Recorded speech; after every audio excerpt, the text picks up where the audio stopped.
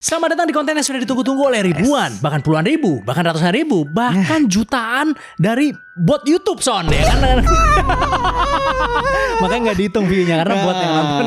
Yang like-nya juga dikit deh. Nah, jutaan bot yang nonton makanya dihitung oleh YouTube ya kan.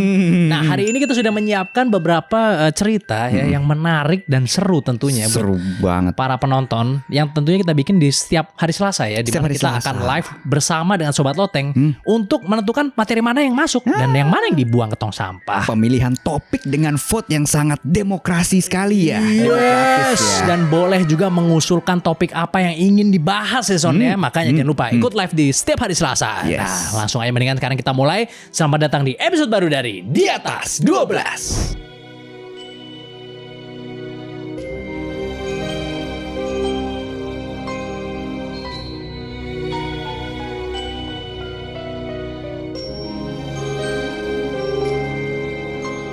Lo tau gak sih cerita tentang seorang prajurit yang gak bisa di...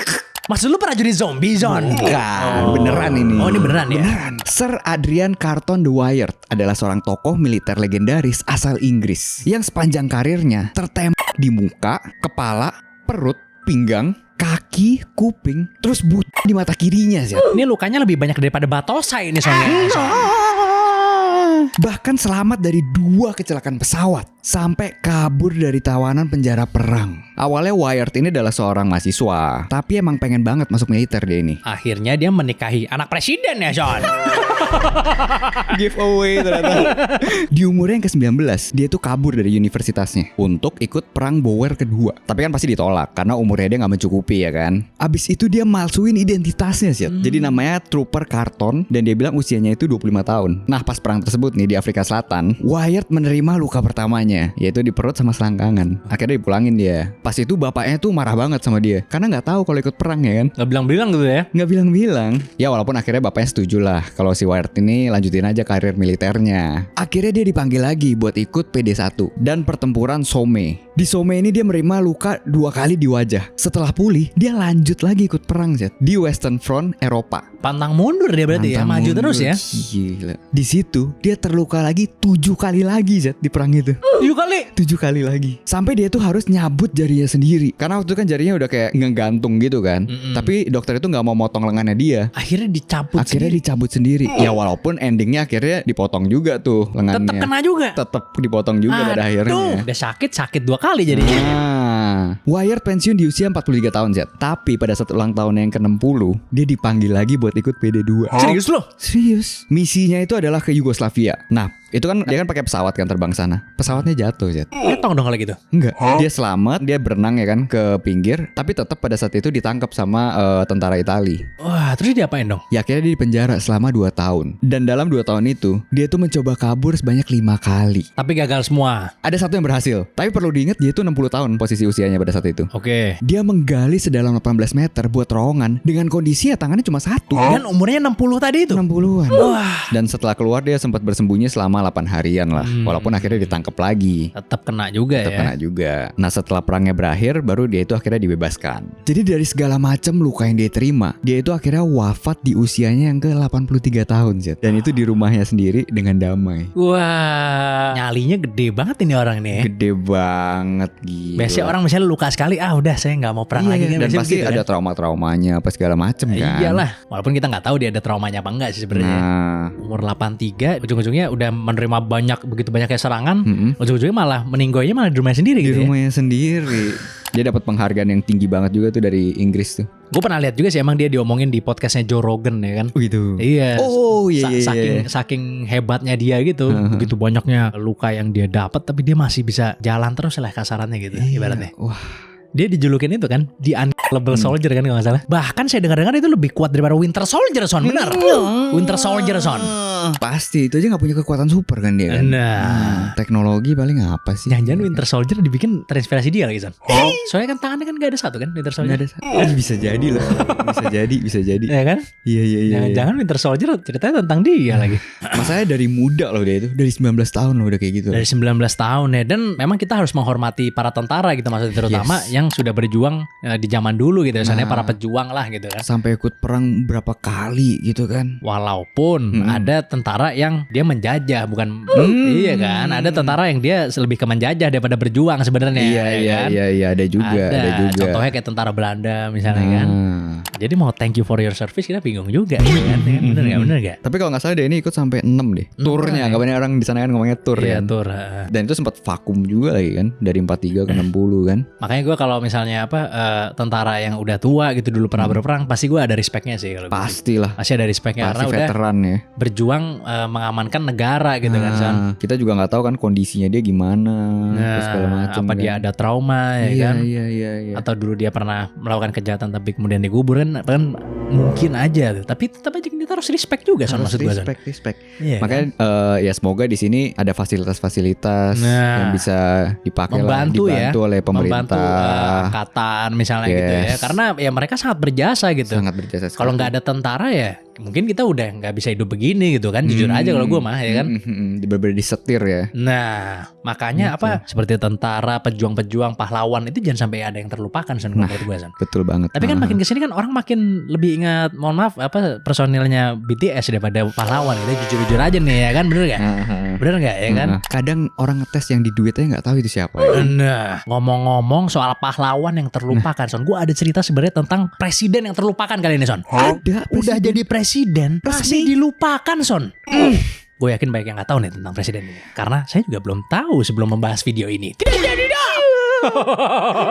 Lu udah tahu cerita tentang 2 presiden yang terlupakan belum Son? Udah jadi presiden tapi dilupain. Dilupain Son. Sebenarnya bukan dilupain secara langsung sih Son, tapi di pelajaran mungkin agak jarang ditemuin nih Son. Karena gue sendiri sebelum gue tahu ini, saya tidak tahu. Gak pernah denger sih gue. Gak pernah denger. Sekarang Indonesia yang kita tahu kan punya 8 presiden ya. Iya. Yang terakhir kan Pak Prabowo ya kan sebagai presiden ke-8. Tapi sebenarnya ada 2 presiden lagi Son yang pernah mimpin Indonesia. Jadi presiden yang gue maksud itu adalah Pak Syafruddin Prawira Negara dan MR Saat. Yang pertama dari Pak Syafruddin dulu ya. Beliau ini pernah menjadi presiden Indonesia atas mandat dari Soekarno dan Hatta.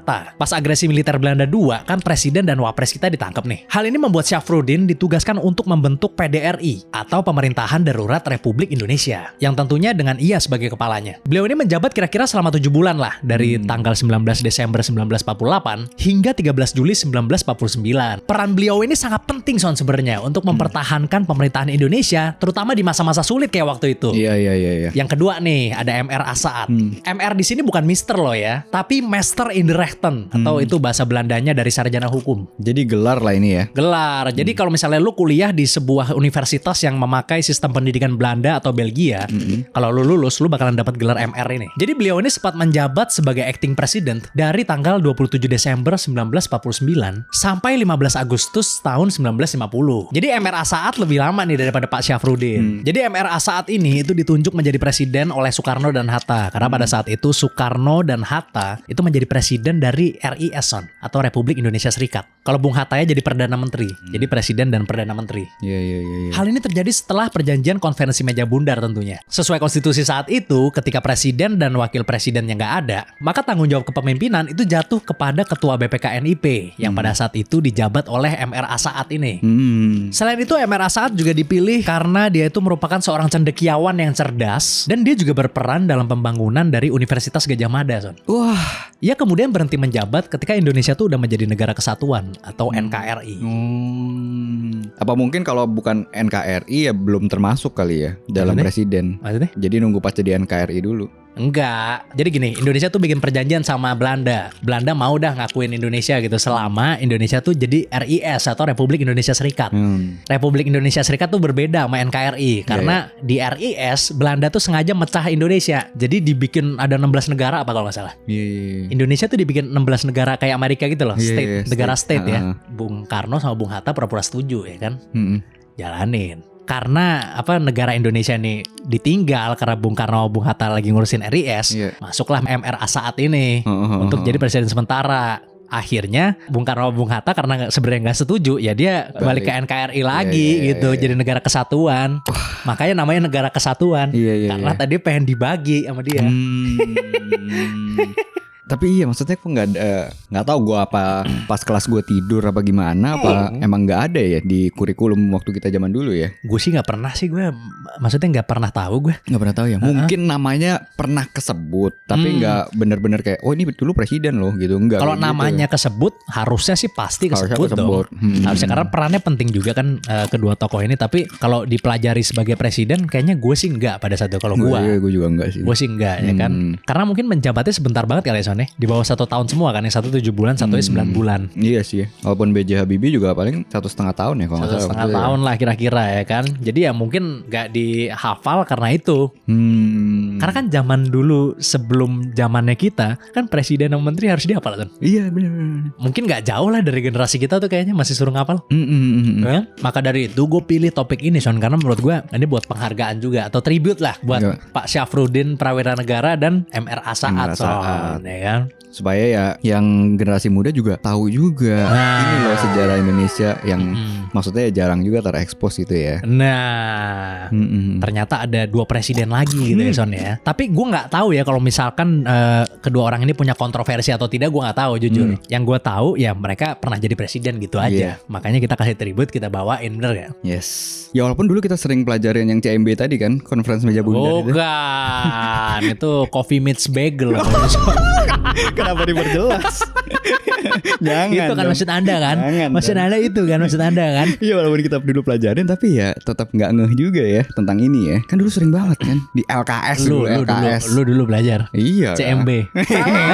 Ini masih ngomong CMB apa KMB nih kan? Konferensi meja bundar. Oh, konferensi meja bundar. Kan sering kan di buku pelajaran kan. Itu kan tempatnya orang bertemu lah pada saat KMB, bener kan? Iya bener ya, juga sih. Bener kan? Bener kan konferensi pasti orang bertemu, bener kan? Ketemu. Iya dong. Abis ketemunya ngapain ya itu tergantung tadi temanya apa.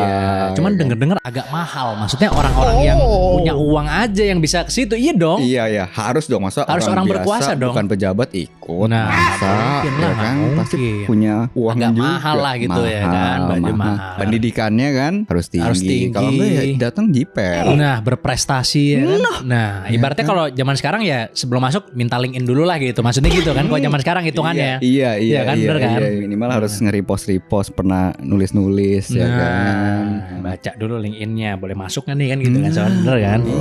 Itu dia maksud saya. Tapi emang sejarah Indonesia ini lumayan seru sebenarnya Son. Tapi jelimet banget Son, bener. Karena zaman dulu gue sebenarnya nggak suka sejarah. Tapi makin kesini makin mulai belajar sejarah juga dikit-dikit ngeliat-liat lah. Karena ceritanya cukup seru juga ternyata kalau sekarang kita bacanya.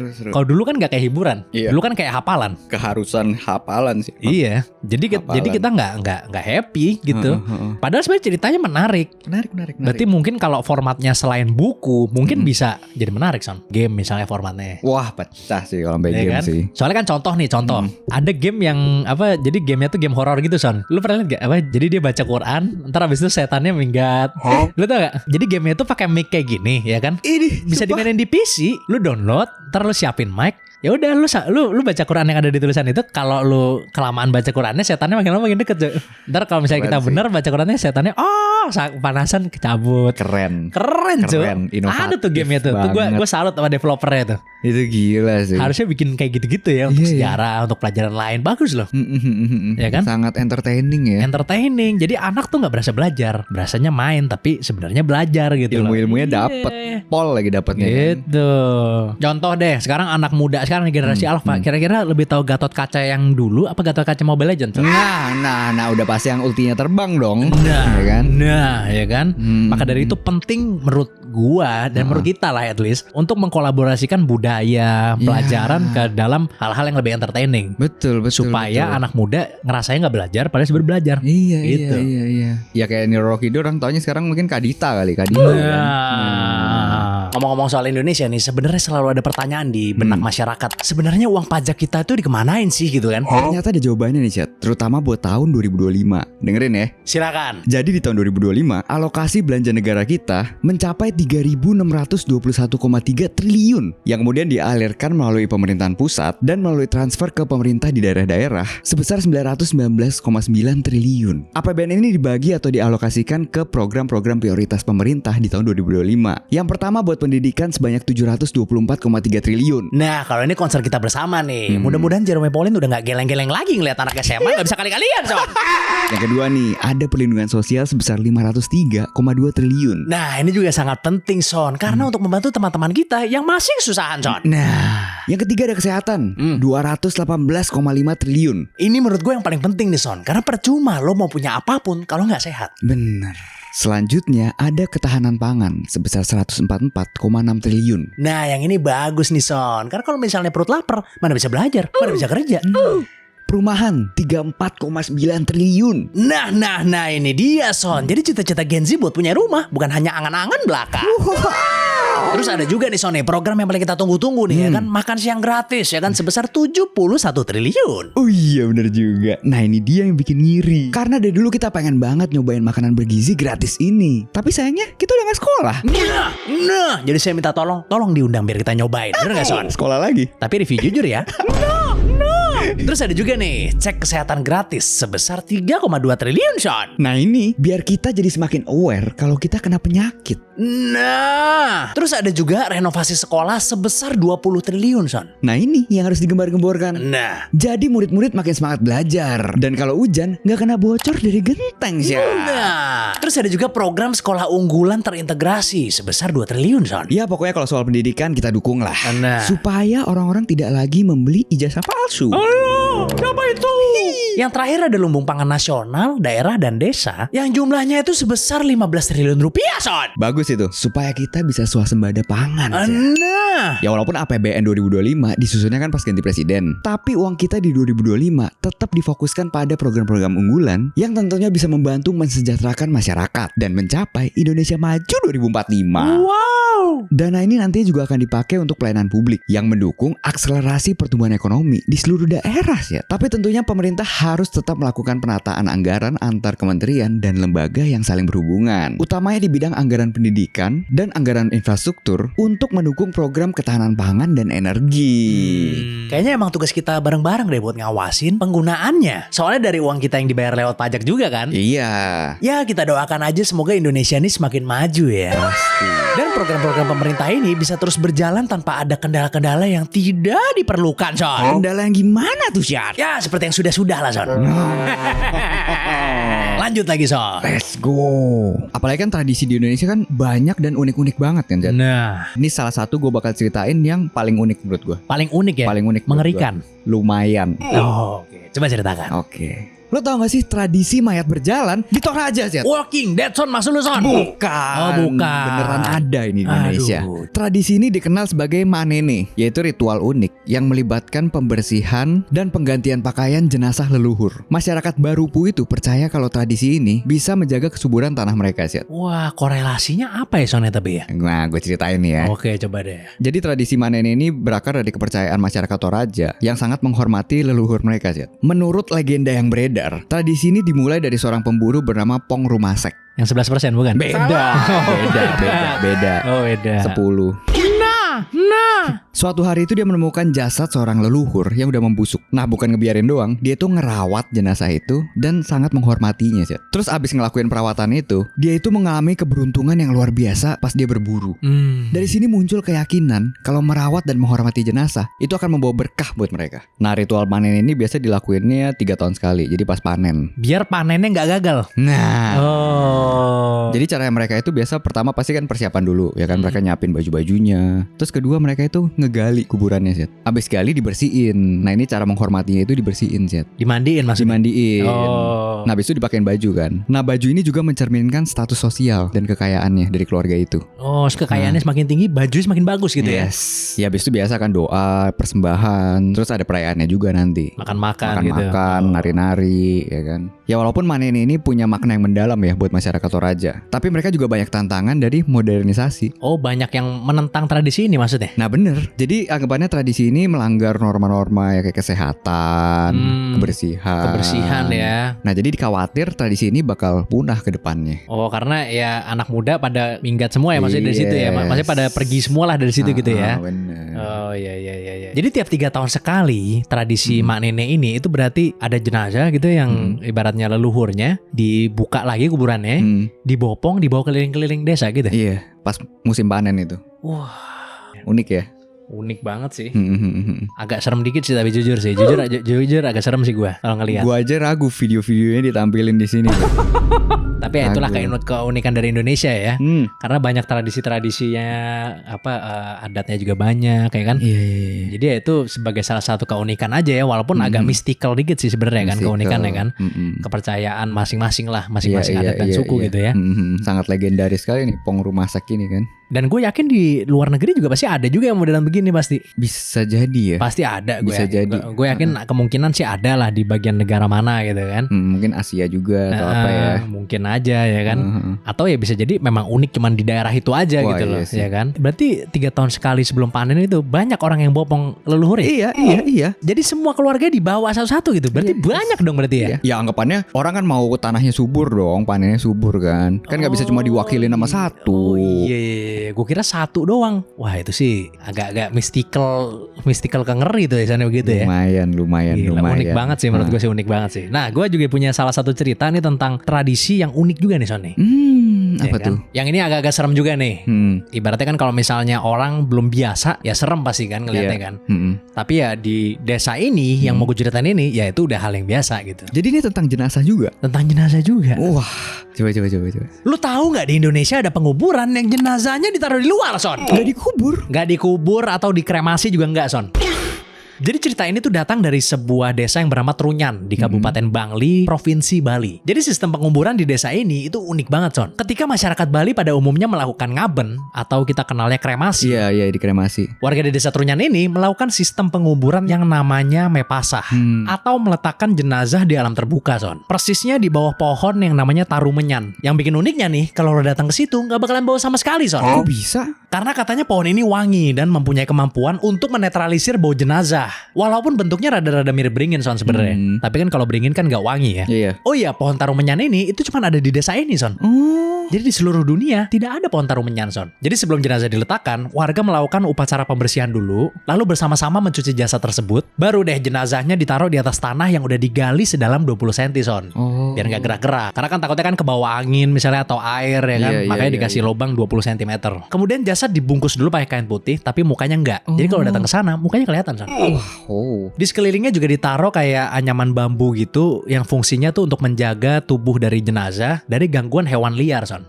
Kayak dipagerin ya. Dipagerin lah. Anyaman bambu ini itu bernama ancak saji. Jadi bentuknya segitiga dan panjang itu mengikuti panjang dari tubuh jenazah. Tapi nggak semua orang bisa dikubur di sini Son. Ada syaratnya. Warga yang dikubur di sini itu harus wafat secara wajar, sudah menikah dan punya anggota tubuh yang masih lengkap Son. Terus satu pohon itu cuma boleh buat 11 orang doang. Jadi kalau ada jenazah baru yang masuk, yang lama bakal dipindahin Son.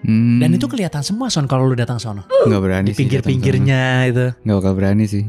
Berarti akhirnya dipindahin, ujungnya dikubur juga gitu maksudnya. Nggak dikubur, ditaruh di atas tanah Son. Jadi kalau lu datang ke sono, itu ada kepala orang Son. Dan original itu. Pecah. Bukan beli buat Halloween, original itu.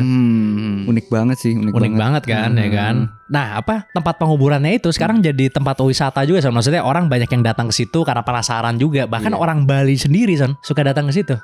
Itu kan letaknya kan ada di dekat Danau Batur situ kan. Karena penasaran juga kayak beneran nggak bau nggak sih gitu kan. Dan ya kan? Pasti pengen ngelihat tengkorak, bener gak? Iya kan? Iya. Mungkin buat uji nyali juga kali ya kadang ya orang wisata ada gitu kan. Ada sih, gue lihat di YouTube kan? Ada sih ngerekam situ pura-pura uji nyali itu ada juga. Iya, tapi kan tempat itu sebenarnya dijaga kan. Dan lu pas mau masuk itu harus kayak sembahyang dulu lah di depannya. Iya karena baru lu boleh masuk. Sangat sakral kan itu kan. Tapi gue juga nonton video ada orang yang datang ke sana dari salah satu stasiun TV itu dia bilang katanya awal sebelum masuk katanya ngeri. Tapi pas di sana katanya auranya malah nyaman katanya. Waduh. Iya Son. Jadi nggak takut pas di dalam sana. Malah nyaman katanya auranya.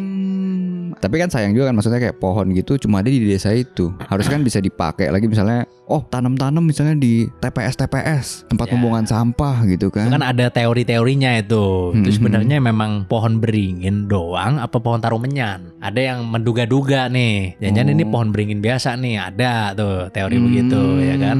Tapi kenapa jenazahnya nggak bau Son? Katanya tuh karena suhu di situ itu sekitar 17 sampai 20 derajat Celcius doang Son. Oh dingin dong. 17 sampai 20-an derajat Celcius lah. lah. Jadi suhunya terjaga sehingga jenazahnya nggak bau Son katanya Son. Maksudnya ada selain pohon itu ada faktor lain juga yang membantu ya. Ada faktor lain dan soal pohon itu ya ada dua anggapan, ada dua argumen. Ada yang bilang itu pohon tarumenyan, ada yang bilang itu pohon beringin sebenarnya gitu loh.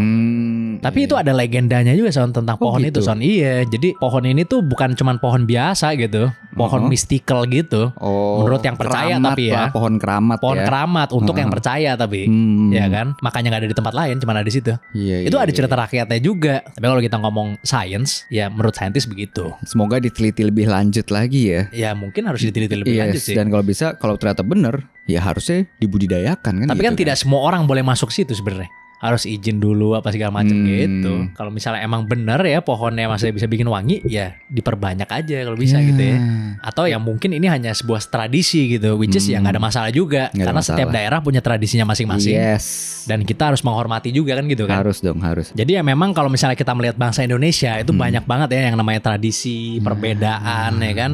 Ya kita tinggal bijak-bijak aja dalam memahami perbedaan satu sama lain ya kan. Gak ada salahnya banget buat mempelajari itu ya. Gak ada salahnya kalau misalnya lo mau mempelajari, pengen tahu aja ya kan, biar wawasan luas misalnya, ya gak ada masalah. Atau kalau mau simpel-simpel ya dengerin kita aja. Nah bisa juga, tapi kan kebanyakan yang dengerin kita turu Son.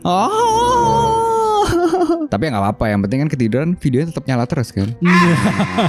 Tapi jangan sampai kalian ketiduran tapi menghasilkan musibah. Nah ini bakal gue ceritain nih. Lo tau gak sih kerugian terbesar di dunia gara-gara ngantuk Set? Waduh, pasti kemalingan gara-gara satpamnya ngantuk. Bener? Bukan. Paling TV itu yang hilang. Jadi tanggal 24 Maret 1989, kapal tanker minyak Exxon Valdez, ini milik Exxon Mobil, menabrak terumbu karang Blythe di Selat Prince William, Alaska, yang merusak 8 dari 11 tangki kargo dan melepaskan sekitar 11 juta galon ke air laut yang bersih. Jadi kotor semua, jadi hitam kali ya. Jadi hitam. Itu sekitar 250.000 burung, 2.800 berang-berang laut, 300 anjing laut, 250 elang, dan 22 ikan paus. Itu selesai semua. Wah. Dan ini jangka panjang, anggapannya sampai ada krisis ikan waktu itu. Di tahun sekitar 1990-an lah. Sekitar 2000 km garis pantai itu udah tercemar semua tuh. Impactnya ini bakal ada selama puluhan tahun lah. Dan lo tahu gara-gara apa sih? Gara-gara apa tuh? Kapten dari kapal tersebut yang bernama Joseph Hazelwood itu dilaporkan dalam keadaan mabuk. Dan dia itu menyerahkan kemudinya itu ke perwira ketiganya dia, yang pada saat itu gak punya izin atau lisensi. Kayak gak punya SIM gitu lah ya, SIM kapal lah ya. Sama waktu itu dia kecapean lah, kurang tidur. Karena dia tidur cuma berapa jam doang dalam 2 hari. Tapi ya selain itu juga kayak radar kapalnya gitu udah gak berfungsi selama lebih dari setahun. Gak dibenerin berarti ya? Gak dibenerin. Jadi dibiarinnya rusak terus gitu ya? Gue tahu sih ada Google Maps, cuman kan nggak bisa pakai di laut maksudnya kan? Iya nggak bisa. Karena insiden ini, Exxon Mobil tuh harus membayar denda sebesar 4,2 miliar dolar ya. Wah, di tahun 1989an kira-kira ya? Yes. Itu mah gede banget sih. Gede banget. Dan tambahan 2 miliar dolar di tahun pertamanya, karena untuk upaya pembersihan sama pemulihan kan. Dan itu pun cuma kurang dari 10% yang bisa dipulihin. 90% ya? Udah tercemar semua, udah hilang udah. Tapi ya walaupun akhirnya itu mereka mengajukan banding. Dan tuh diturunin drastis tuh dendanya. Jadi berapa tuh? Sekitar 900 juta dolar lah dari 4,2 miliar. Jadi kan anggapannya dia udah dibayar 2 miliar kan di tahun pertamanya kan. Nah ini yang 4,2 ini denda lagi kan. Diturunin jadi 900 juta. Dan itu dikasih nyicil sih. Berapa lama? 10 tahun. Sudah merusak lautan malah dikurangin ya dendanya. Dikurangin. Jadi dampaknya ini panjang sekali ya. Laut lama lah rusaknya gitu maksudnya. Puluhan tahun lah. Wah gila sampai sih. Sekarang pun mungkin ada sisa-sisanya, tapi kan udah tersebar di mana-mana kan. Tapi memang sih kalau misalnya kapal tanker nabrak terus habis itu minyak bocor itu lumayan beberapa kali sih terjadi sih. Iya. Gue suka lihat juga tuh kadang-kadang. Dan itu pun bukan yang terbesar lah anggapannya. Bukan yang terbesar, nih kedua terbesar. Oh kedua terbesar, yang pertama. Yang pertama itu di Meksiko kalau nggak salah sih. Oh di Meksiko. Bukan kapal pertama ini kan, tapi bukan. Itu kan sangat aman sekali. Sangat aman, safety, dan WC-nya nggak bayar ya kan? Nah, itu yang paling penting itu. Nah, nggak ada tuh kotak-kotak gitu, nggak ada di situ. Itu kan? Berarti punya Meksiko itu kapalnya. Punya Meksiko lah. Nggak tahu tapi di perairan Meksiko lah. Ini pencemaran yang harus dihukum dengan keras sih kalau menurut saya ya. Kalau yang kayak begitu-begitu ya kan. Tapi ya mungkin setelah itu ya benar-benar regulasinya itu diperketat sekali pasti. Berarti bukan kapal tongkang ini ya? Bukan. Bukan, itu sibuk ngurusin batu bara ya. No. Bukan bawa ikan. Bukan. Kabur semua ikannya dong. Cuma rata doang. Oh iya benar. Sayur enggak sayur? Enggak. Itu menurut saya perusakan yang paling parah itu salah satunya itu. Iya Karena sih. gue pernah lihat juga tuh apa jadi hitam ya lautnya ya. Hitam. Jadi hitam lautnya. Hitam. Pasti minyak itu meracuni ikan-ikan yang ada di dalamnya. Iyalah. Ya kan? Jelas banget itu. Meracuni sehingga jadi krisis ikan tadi itu kan. Itu harus dihukum secara ketat itu. Iya, karena kan penanganan juga sulit ya. Masa mesti dibakar gitu kan? Iya benar juga sih. Tapi kalau misalnya nenggelamin kapal itu bikin minyaknya bocor juga nggak Son? Misalkan aja nih, ini gue nanya nih. Misalkan main masuk aja nggak izin, itu bikin minyak bocor juga nggak Son sebenarnya? Son? Pasti udah diukur lah. Oh gitu kan. iya benar. Kerugian di sini sama kerugian kalau misalnya dilanjutin lebih rugi dilanjutin kapalnya. Dan itu apa tidak menghormati batasan dari negara ya Son ya. Itu jadi dia. wajar kalau ditenggelamkan. Dan pasti kan setelah ditenggelamkan pasti dibersihin kan. Nah, ya itu kan? Iya, itu dia. Nggak mungkin dibiarin dong. Kalau perlu harta karunnya dikembalikan ke negara maksudnya gitu. Iya dong. Walaupun dengar-dengar cuma dikit yang ini. Nah. Katanya.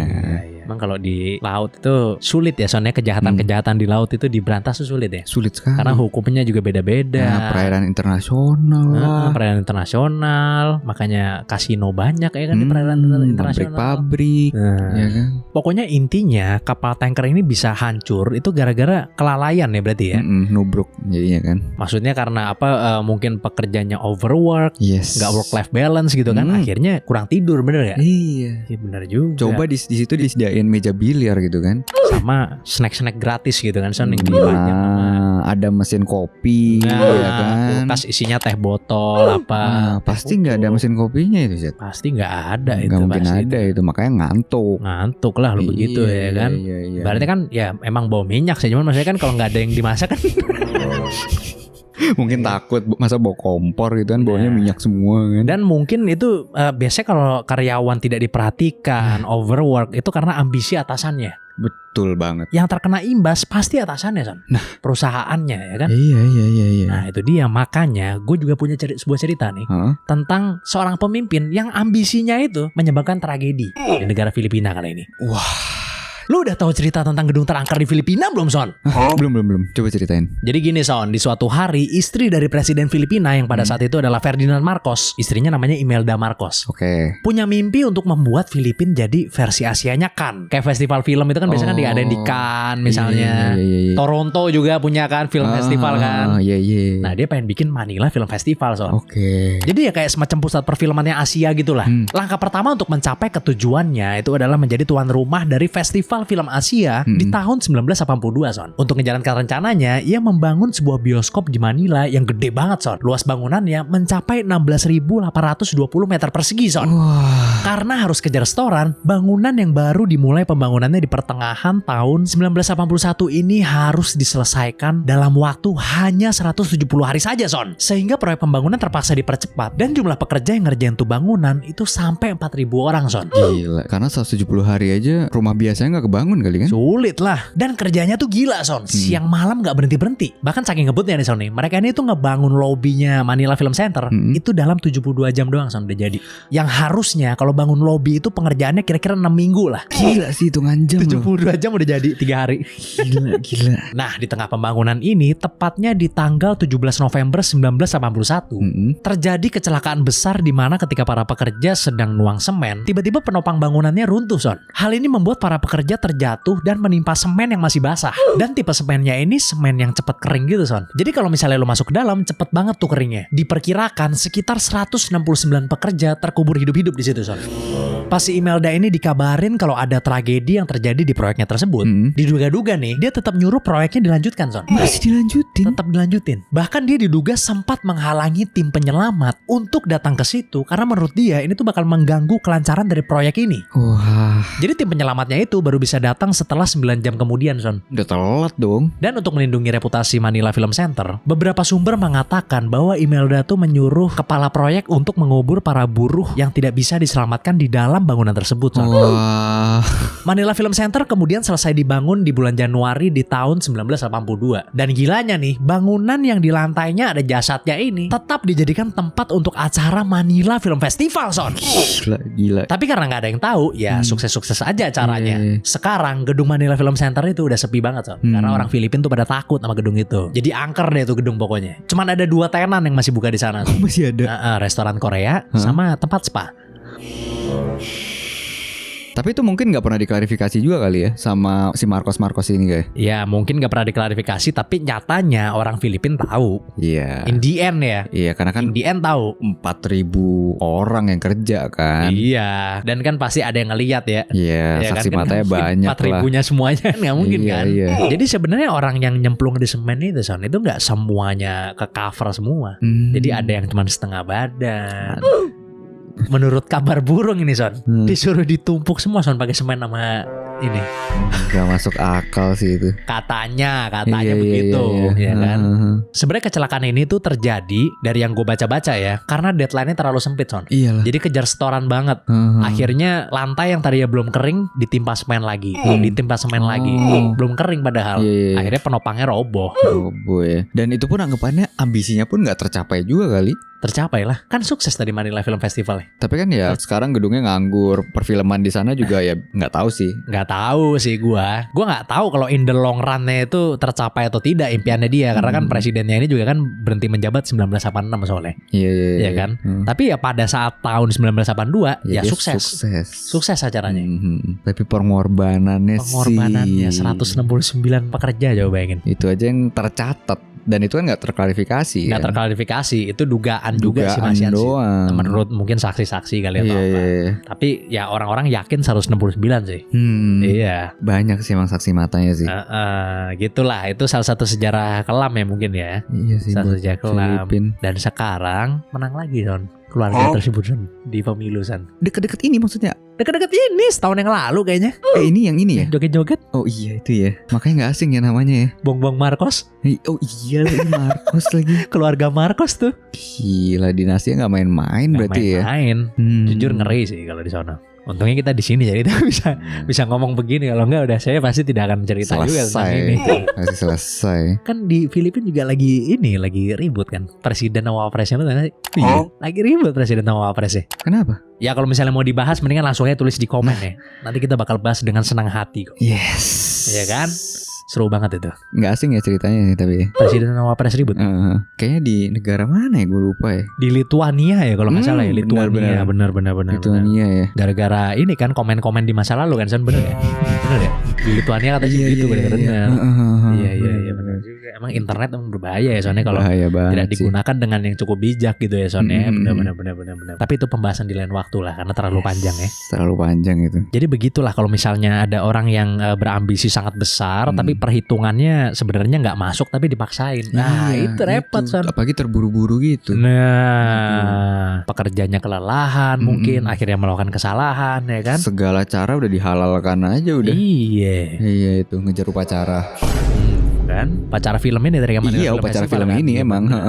Belum lagi kalau ada investor yang kecewa hingga ngomong ke jurnalis kan. Maksudnya bener gak sih? Iya. Maksudnya itu kan pasti yang invest si Marcos ini kan pasti kan. Invest si Marcos ini maksud gua. Iya kan? Wah pasti sangat kan repot juga begitu ya kan. Iya. PR-nya mahal lagi ya kan buat benerin coba.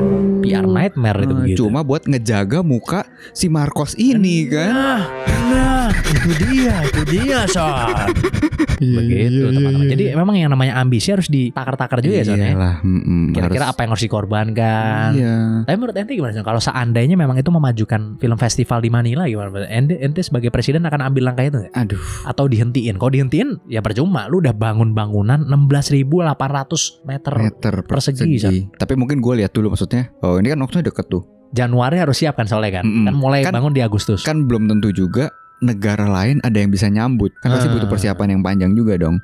Ya mungkin misalnya dia laporan gitu. Oh yaudah deh boleh dikasih toleransi. Misalnya dimundurin lah. Ya tidak acaranya. Mungkin dong. Ini kan negara Filipina. Ibaratnya ya masih negara yang di zaman dulu pasti dipandang sebelah mata lah sama kayak kita Indonesia gitu. Iya waktu itu yang berapa? Yang sepak bola itu. Tadi kan mau di Indonesia kan. Akhirnya Indonesia nggak bisa disambut sama Argentina kalau nggak salah ya. Iya, ntar yang kejadian kayak gitu. Akhirnya Iya, pindah jadi nggak di bener. Manila. Tapi memang istri dari presidennya ini memang dikenal sangat ambisius Son memang Son.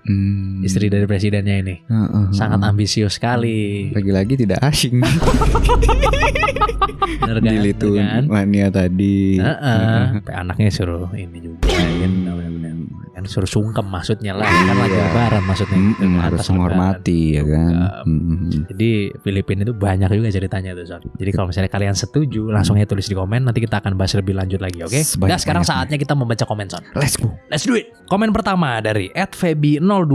Seru juga nih topik-topik request katanya. Nah, udah pasti dong. itu dia. Udah pasti. Itu udah pasti seru ya soalnya karena kita Yes, kurasi juga ya kan. Kita kurasi. Buat kalian yang punya request, jangan lupa pantengin aja live kita setiap hari Selasa malam ya jam 11. Itu kita bakalan live di mana kita akan ngajak kalian untuk saling riset bareng, Riset terus bareng. ngomongin bareng, nentuin topik mana yang akan dibuat, mana yang tidak ya kan. Pakai voting lagi. Pakai voting, kita sangat demokratis teman-teman ya kan. Kali ini suara kalian akan benar-benar didengar gitu kan. Benar-benar didengar kali ini. Nah, Sekali-sekalinya mungkin ya. Nah, jadi jangan lupa tonton live kita setiap hari Selasa jam 11 malam, oke? Komen selanjutnya dari @johanagung2787. Bang, Arsenal selaku jagoan aneh imbang lawan Everton nih. Untung ada Bang Richard Enson yang bikin mood jadi baikan. Nah. Pasti Gak dong. apa-apa kita jadi obat apa dari fans Arsenal ya. Fans MU juga boleh juga. Lebih banyak lagi harusnya ya yang nonton ini ya. Mungkin fansnya City juga udah boleh nonton juga ya sih. Kalau fans Liverpool Tetap nonton juga. tetap dong. nonton juga lah, Tetap nggak nonton ngaruh juga. bola ya kita senang ya kan. Tapi tetap tidak emosional. Bener gak? Iyalah. Betul. Kita tetap senang ngikutin nonton tapi tidak emosional. Nah, iya kan? itu dia. Secukupnya saja. Secukupnya aja. Karena kalau terlalu emosional akan menjadi apa? Kerusuhan dong. Oh, kerusuhan. Iya dong, jangan sampai jadi kerusuhan, ribut ya kan. Wah, harus dihindari tuh. Mending nonton ini udah. Nah, kayak waktu itu ada yang pakai baju Madrid ditarik sobek ya kan. Ada Son. Ada dah pokoknya tuh ya kan. Gila, Jangan kita harus jangan guys. menikmati tapi tetap logika tetap jalan, bener gak? Nah, pasti itu bikin dia. adem juga nonton ini kan. Nah, kalau kalah ya udahlah ya kan. Iya. Tapi kalau Gitu. Chelsea jangan. Chelsea ya kalau kalah ya matiin TV palingan. Oke. Dah, terima kasih banyak buat kalian semua yang udah nonton, terutama buat kalian yang nonton sampai akhir. Langsung aja komen di bawah karena itu adalah DS Respect for us. Jangan lupa selalu komen, like, subscribe video-video kita. Dan jangan lupa member dan join Discord kita. Nah, itu yang paling penting, linknya ada di deskripsi. Sampai jumpa di episode selanjutnya dari Di Atas 12.